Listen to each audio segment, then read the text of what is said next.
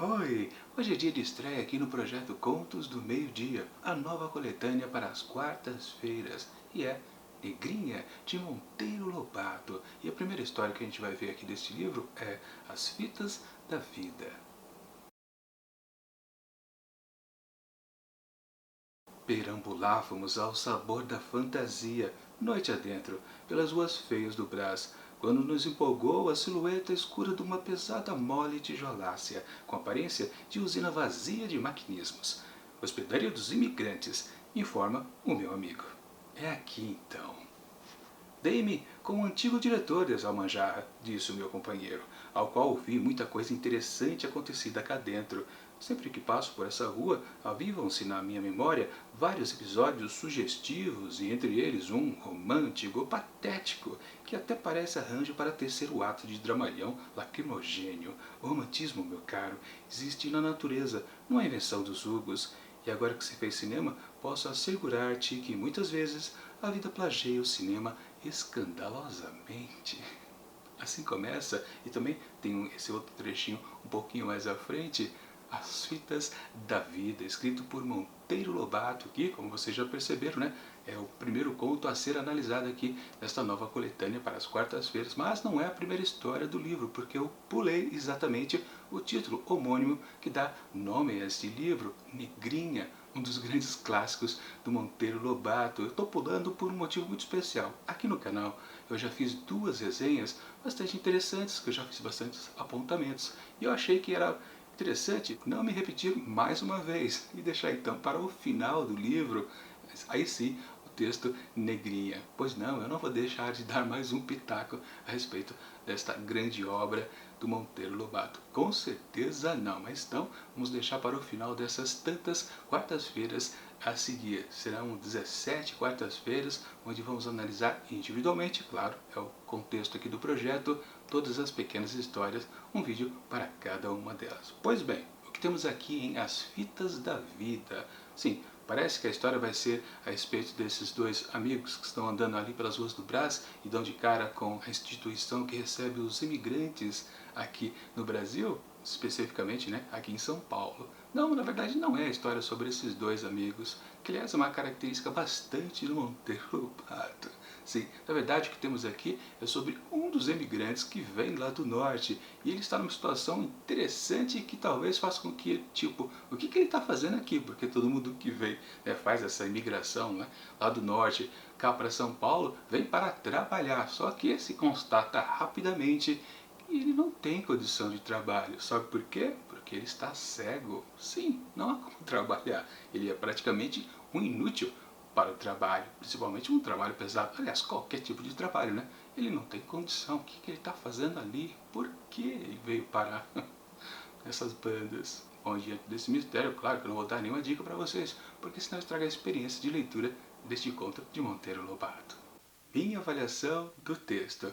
Eu já estava esperando que aqui no comecinho dessa história eu já ia encontrar algumas características básicas do Monteiro Lobato. Bom, peraí, para quem não está entendendo, né? Eu já fiz uma leitura de uma coletânea do autor lá no ano passado. Eu li Urupês, que na verdade, né, foi a sua primeira coletânea de contos. Negrinha é o seu terceiro livro, antes existiu Cidades Mortas, que aliás eu já até comprei, mas acabei não fazendo a resenha, justamente porque aqui nesse ano de 2020, Negrinha está comemorando 100 anos que foi publicado pela primeira vez. Então eu resolvi fazer uma inversão de leitura e deixar Cidades Mortas para o ano que vem. Mas enfim, o que importa é que eu estava comentando. Sim, eu já esperava encontrar um tipo de narrativa comum que o autor sempre costuma fazer. Ou seja, na maioria dos contos, ele faz um grande contexto histórico do que está acontecendo no Brasil, o motivo que ele quer expor, debater, principalmente isso, né? E depois, às vezes demoram algumas páginas, é verdade, aqui até que foi rápido. E aí depois sim que ele faz a apresentação da sua história da vez. E dito isso, a gente já pode perceber que sim, esse texto aqui vale mais pelas suas reflexões a respeito da imigração das pessoas que vêm lá do norte para aqui a banda do sul, sudeste, especificamente aqui em São Paulo, do que certamente a história que ele conta. Porque vamos combinar, a historinha da vez realmente é só um fiapinho, uma coisinha a ser comentada depois que ele diz o que realmente ele queria dizer. Sim, ele faz, claro, um grande contexto a respeito dessas pessoas que vêm do norte e estão aqui em São Paulo. Qual é a necessidade também delas existirem aqui num centro mais desenvolvido do que lá de onde elas vieram, que eram de uma pobreza ímpar. E sim, claro, ele é bem sincero nas colocações dos tipos brasileiros, com certeza. Ele deixa bem claro que as pessoas que vêm de lá chegam aqui como miseráveis, completos. Ou seja, na verdade, né, eles vieram para trabalhar. E aliás está no contexto justamente da história, porque a pessoa, o protagonista aqui desse conto, literalmente ele não tem condições de trabalho. Ele é um cego, ou seja, ele é inútil para qualquer coisa, né? Ele está no lugar exatamente errado. Claro, no decorrer da história a gente descobre que sim, ele acabou aqui em São Paulo, justamente ali nessa instituição de recebimento dos imigrantes, por puro engano. Na verdade, como ele é um cego, né? Ele devia ter ido para uma instituição, um asilo, na verdade, né?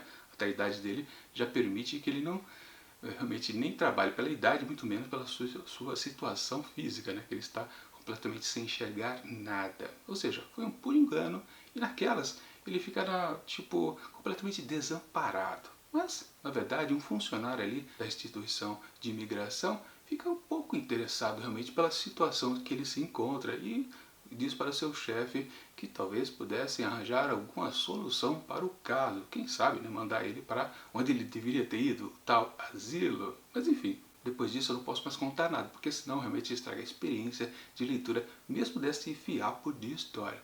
Dá para assim dizer que a história é, digamos assim, bonitinha, ou então, né, se compara ao que realmente aqui este primeiro narrador da história diz pra gente, que realmente essa história aqui tem um quê de romantismo, tem um quê de patético, completamente, isso é evidente. Mas, como eu disse, não é o ponto principal, com certeza, do escritor. Ele quer falar sobre essa situação de muitos vêm para São Paulo para ter alguma chance na vida e no fundo, meio que essas pessoas são ao mesmo tempo boas e ruins para o contexto. A gente nunca pode esquecer que Monteiro Lobato é sempre crítico das coisas que aconteciam lá no seu tempo, 100 anos atrás, aqui no Brasil. Sim, ele não amenizava nada, ele deixava completamente claro o seu pensamento. As coisas são necessárias. O progresso precisa acontecer, mesmo que a gente precisa se valer de pessoas completamente num estado miserável, porque no fundo, né, quem tinha condição, quem tinha poder, acabava ajudando quem não tinha nenhum. Essa é uma situação, claro, que acontecia muito lá no passado e com certeza a gente pode até perceber, né, que depois de um século depois, muitas coisas que ele comenta em todos os seus contos, a gente consegue ainda encontrar ecos fácil, fácil. Claro que essa situação de migração muito lá do norte para o sul, sudeste, já acabou, não acontece muito disso. Claro, ainda se vê muita gente para cá, mas é de uma maneira bem espaçada, não é em levas completas, que claro, né, precisasse exatamente de uma instituição para receber esse povo que chegava realmente em massa. Agora, sobre a historinha da vez, o fiapo. Ela é interessante? Bom, sim, não. Realmente você pode se interessar por ela, achar bonitinha, pelo menos, né? Claro, achar uma coisa um pouco exagerada, aquela coisa de coincidência demais, com que facilite que o final seja agradável, um final feliz, literalmente, né? O máximo de spoiler que eu posso dizer a respeito disso aqui, claro. A situação da pessoa que está cega tem lá alguma coisa que possa confortá-la completamente, talvez mais do que você possa pensar. Claro, não tem nada de fantasia aqui, é um contexto até realista. E a situação que se desenvolve a partir daquele momento que aquele funcionário se interessa pelo caso, você pode pensar, puxa, aquele desdobramento que vai acontecer, por que tem essa, digamos assim, pegadinha? Porque num certo momento, um outro personagem que aparece, ele não fala exatamente a verdade. Por que ele fica enrolando? Algum motivo aparente? Não, não há. É apenas realmente para a história ter um final feliz, satisfatório e até uma surpresa para o leitor. Um motivo melhor? Não há. Ou seja, coisa de o autor teimar, eu quero assim e pronto.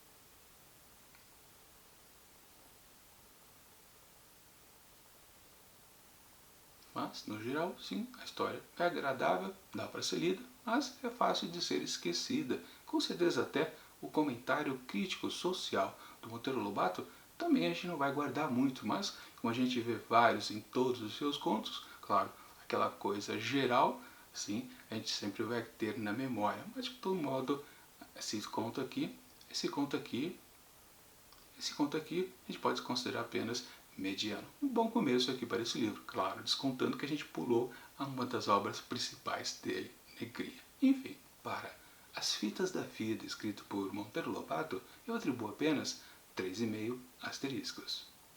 Bom, e agora fica o convite de ler junto comigo os próximos 16 contos presentes aqui na coletânea Negrinha. Com certeza nas próximas 16 quartas-feiras teremos boas histórias aparecendo por aqui. Confio muito em Monteiro Lobato, não me arrependi de ter lido Urupês, histórias sensacionais existiam por lá e aqui com certeza elas vão aparecer fácil.